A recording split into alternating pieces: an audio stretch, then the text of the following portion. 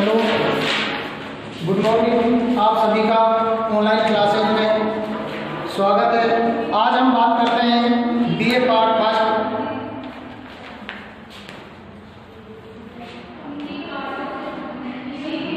BA part first year के subject geography paper first है। कौन सा है? भौतिक भूगोल। भौतिक भूगोल जिसके अंतर्गत आज चल रहा था। मैंने आपको विश्व की प्रमुख प्लेटें करा दिया था, जिसके अंतर्गत प्लेटों का मैंने बता भी दिया था आपको मैप बनाकर किस प्रकार से।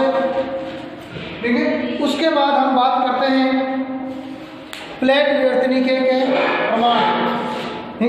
अगर दोबारा बताना है क्या मुझे? नहीं बनाया हो तो मैं दोबारा बनाऊं क्या? मैं बना लिया था ना। आज हम बात करते हैं प्लेट विवर्तनिकी के प्रमाण।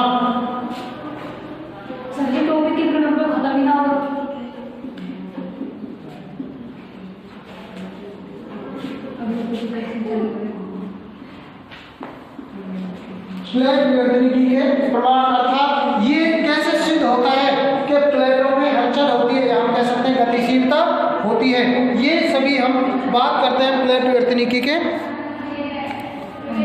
इसके अंतर्गत हम बात करें मुख्य रूप से प्लेट विवर्तनिकी से महाद्वीपों का विस्थापन, पर्वतों का निर्माण, ज्वालामुखी की उत्पत्ति, ये सभी इसके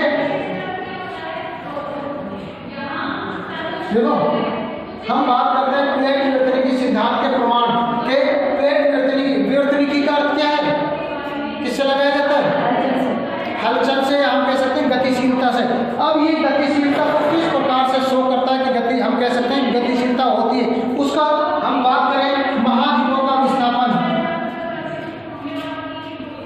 महाद्वीपों का विस्थापन। अब देखो एक मुख्य प्रमाण है महाद्वीपों का विस्थापन। हम कह सकते हैं किसने दिया था महाद्वीपीय विस्थापन सिद्धांत?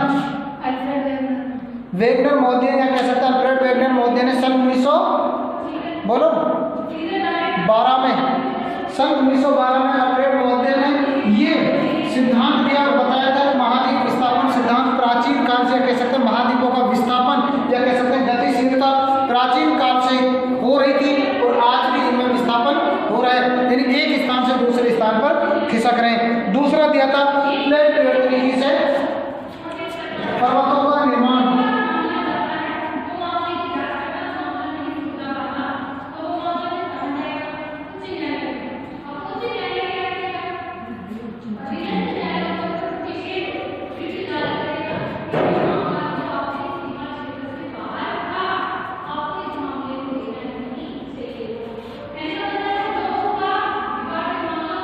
प्लेट विवर्तनिकी से पर्वतों का निर्माण। यदि हम बात करें, मैंने आपको बताया भी जब विभिन्न प्लेटों में विवर्तनिकी हलचलें हुई हैं, जैसे मैंने आपको बताया जब प्रशांत प्लेट और अमेरिकन प्लेट में क्या हुई, अभिसरण हुआ, तो कौन से पर्वतों का निर्माण हुआ था? बोलो। एंडी पर्वतमाला और रॉकीज पर्वतमाला। अर्थात पर्वतों का निर्माण भी हमें ये बताता है कि क्या हुआ है, प्लेटों में विवर्तनिकीता होती है, हम कह सकते हैं गतिशीलता होती है। नेक्स्ट हम बात करें प्लेट विवर्तनिकी से ज्वालामुखी।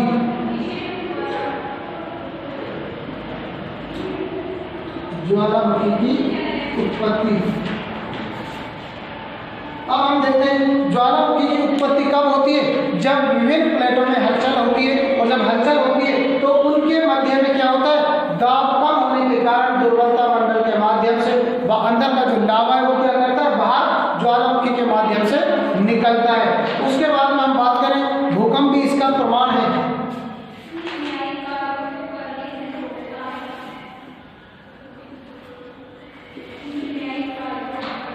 हम देखते हैं जब प्लेटों में विवर्तनिकी होती है, गतिशीलता होती है, तो क्या होता है भूकंप का भी निर्माण होता है।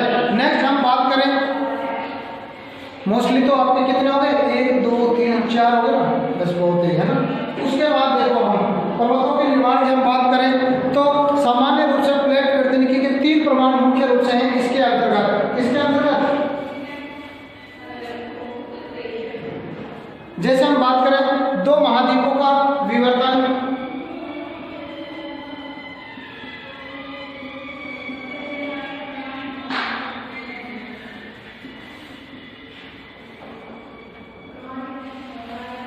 ठीक है। उसके बाद हम कह रहे हैं महाद्वीप और महासागरों का विवर्तन, यहाँ कह सकते हैं दो महासागरों का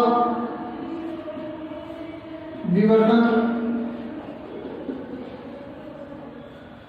उसके बाद हम बात करें एक महाद्वीप और एक महासागर का विवर्तन।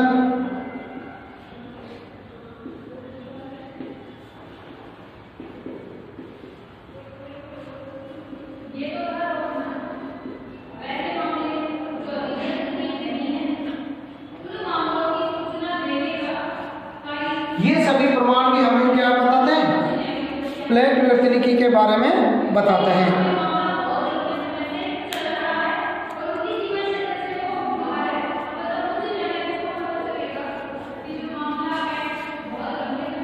बना लिया कितना? बना लिया, प्रिंट किया, इसको थोड़ा मिटाऊंगा मैं अभी, इतना बना लो, फिर ज्वालामुखी के भी लिखने मुझे, है ना। प्लेट विवर्तनिकी के प्रमाणों में महाद्वीपों का विस्तार, प्लेटों के विवर्तन, पर्वतों का निर्माण, ज्वालामुखी की उत्पत्ति, भूकंप की उत्पत्ति, जिसके माध्यम से हम पर्वतों के निर्माण की जो हम बात करते हैं, तो हम बात करते हैं दो महाद्वीपों का, तो महासागर एक महाद्वीप और एक महासागरों का। अब हम बात करेंगे ज्वालामुखी की उत्पत्ति से, ज्वालामुखी से किन किन से उत्पन्न होता है, क्या क्या क्रिया बनती हैं।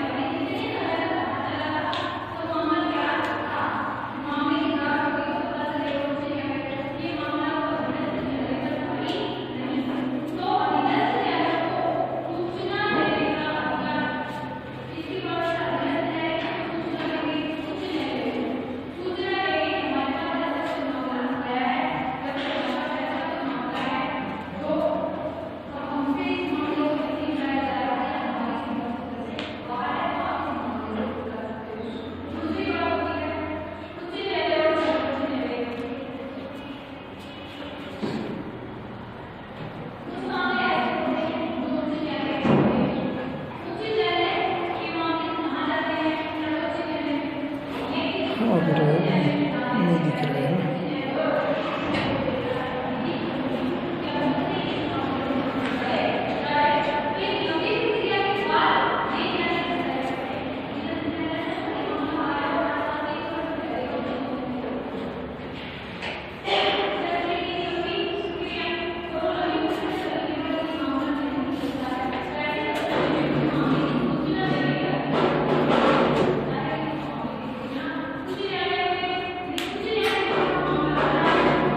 देखो ये चार्ट याद कर लेना, आप आराम से इसके बारे में लिख सकते हो। मैंने आपको महाद्वीपों का विस्थापन बता दिया, प्लेटों के पर्वतों का निर्माण बता दिया, ज्वालामुखी की उत्पत्ति, भूकंप की उत्पत्ति, ये सभी इसके कारण होते हैं। उसके बाद हम बात करते हैं प्लेटों के पर्वतों के निर्माण की यदि बात करें तो दो महाद्वीपों का विवर्तन, दो महासागरों का विवर्तन, एक महाद्वीप और एक महासागर का विवर्तन।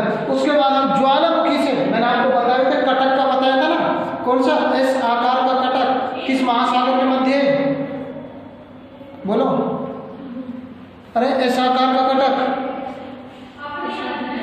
प्रशांत महासागर, बिल्कुल सही। और बताओ, बोलो बोलो बोलो। और बोलो।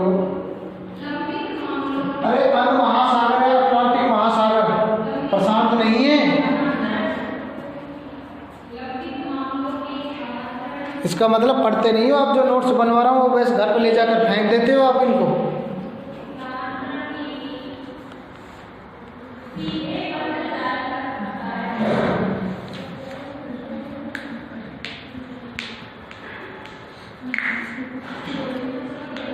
ठीक है, ये तो सभी थे अपने प्लेट विवर्तनिकी के प्रमाण। अब हम बात करते हैं नंबर 1, महाद्वीपों का विस्थापन। महाद्वीपों का विस्तार नंबर 1 में क्या है, महाद्वीपों का विस्थापन, अर्थात प्लेट विवर्तनिकी से महाद्वीपों का विस्थापन। ठीक है, ये भी कह सकते हैं।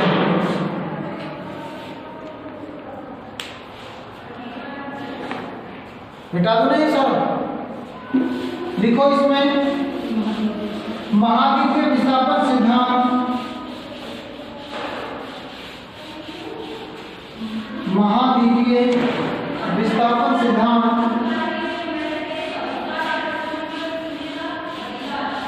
सन 1912 में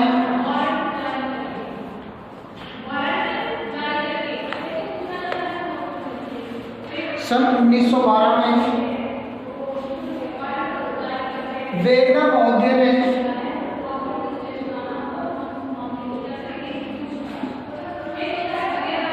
महोदय ने प्रस्तुत किया।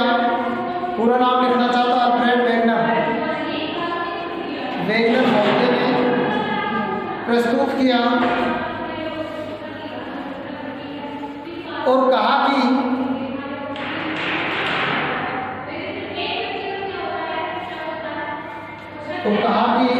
जुरासिक युग में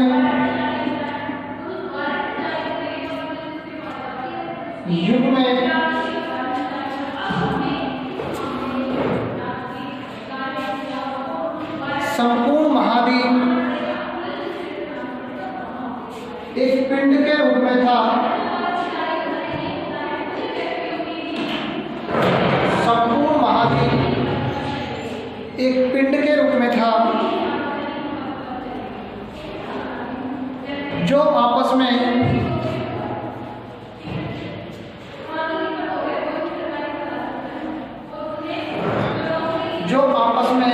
जुड़ा हुआ था।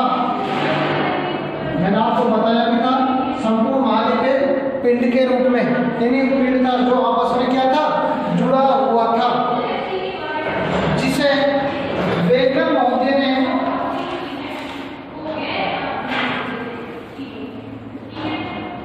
पेंजिया नाम दिया। जिसे वेगनर महोदय ने पेंजिया नाम दिया।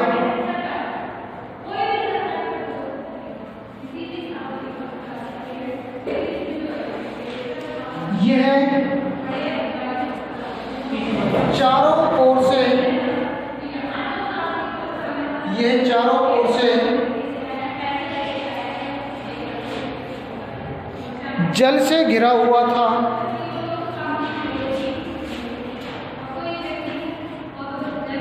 चारों ओर से जल से घिरा हुआ था, जिसे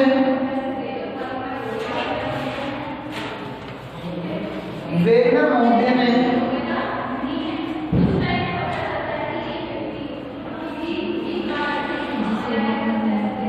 पेंथालासा नाम दिया। ठीक है, ये तो वेगनर महोदय ने आपको कहा कि सन 1912 में कब दिया? अरे कब दिया? महाद्वीप के विस्थापन सिद्धांत 1912 में। और कहा कि संपूर्ण जो महाद्वीप था वो एक पिंड के रूप में आपस में जुड़े हुए थे। इस प्रकार से ये पिंड के रूप में जैसे इस प्रकार से ये जुड़े हुए थे और ये चारों ओर से किससे घिरा हुआ था?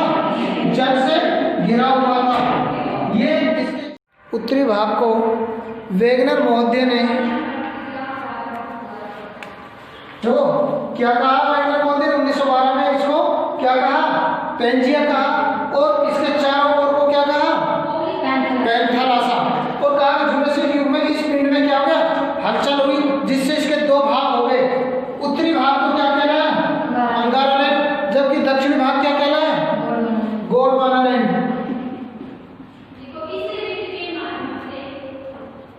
और ध्यान रखना, भारत किस गोंडवाना लैंड की ही भूमि में शामिल होता है?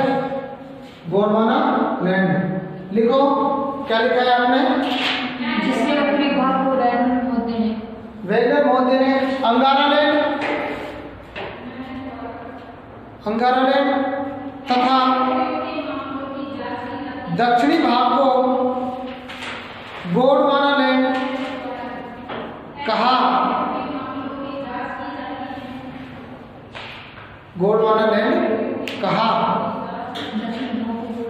दक्षिणी भाग को गोंडवाना लैंड कहा। और भारत इस गोंडवाना लैंड का ही गोंडवाना लैंड का ही हिस्सा है।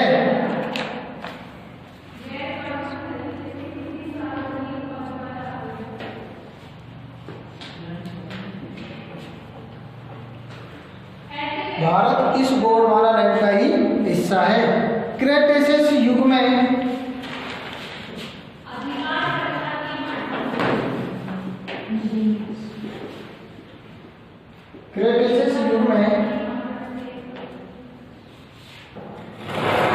प्रायद्वीप भारत का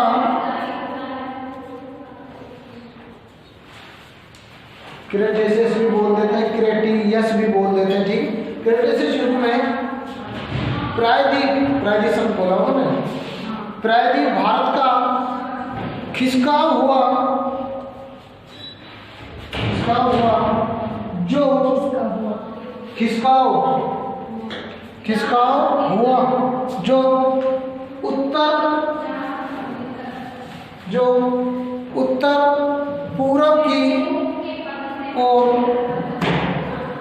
जो उत्तर पूरब की ओर खिसका,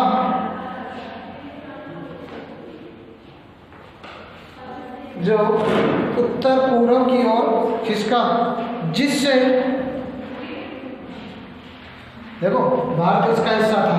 हम बात करते हैं भारत क्या हुआ, उत्तर इधर ही होगा, ठीक है, और पूर्व, जब हम पूर्व की बात करते हैं तो क्या इस प्रकार से, ठीक है, इस प्रकार से खिसका, और इनके बीच में क्या हो गया, जगह खाली हो गई, तो यहाँ पर किसका निर्माण हो गया, हिंद महासागर का। जैसे जब जगह खाली होगी ये पानी उसमें जाएगा, ठीक है, तो किसका निर्माण होगा, हिंद महासागर का। क्या लिखा है आपने, जो उत्तर पूर्व की ओर खिसका, जिससे हिंद महासागर का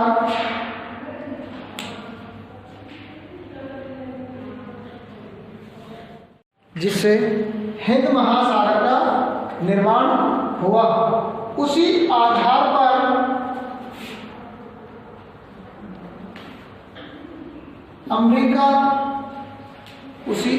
पर अमेरिका पश्चिम की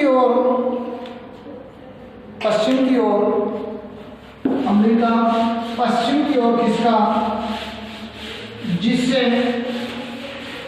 ये बेगलर बहुत देर बता रहा है ये चीजें अपने सिद्धांत में। कौन सा सिद्धांत में, महाद्वीपीय विस्थापन सिद्धांत में।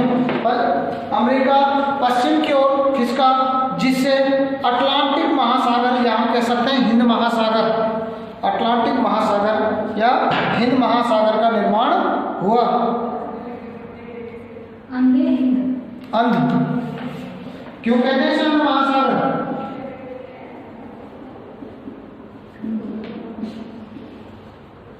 क्यों कहते हैं, नहीं, क्योंकि लगभग दोनों ओर से किससे घिरा हुआ है, महाद्वीपों से घिरा हुआ बंद है, ठीक है, इसलिए इसे अंध महासागर कहते हैं। अंध महासागर का निर्माण हुआ, लिख लिया। और इयोसीन युग में, इयोसीन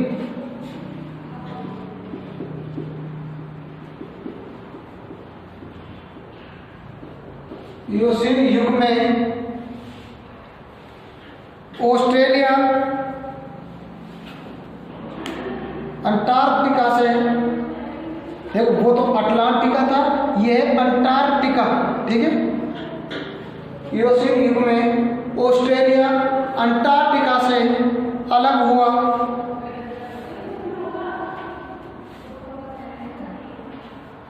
जो महाद्वीप विस्थापन को दर्शाता है। विस्थापन को, महाद्वीप विस्थापन को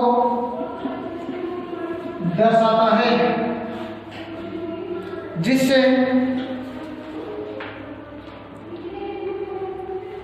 जिससे विभिन्न महाद्वीप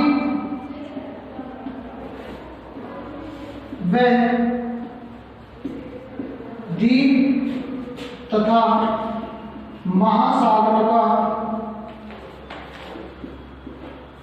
महासागरों का निर्माण हुआ।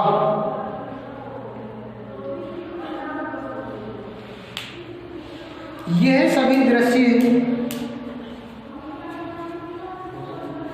सभी दृश्य हमें प्लेट विवर्तनिकी के बारे में, यह सभी दृश्य हमें प्लेट विवर्तनिकी के बारे में बताते हैं। प्लेट विवर्तनिकी के बारे में बताते हैं। ठीक है, आज की क्लास में आज आपका इतना ही टॉपिक है। नेक्स्ट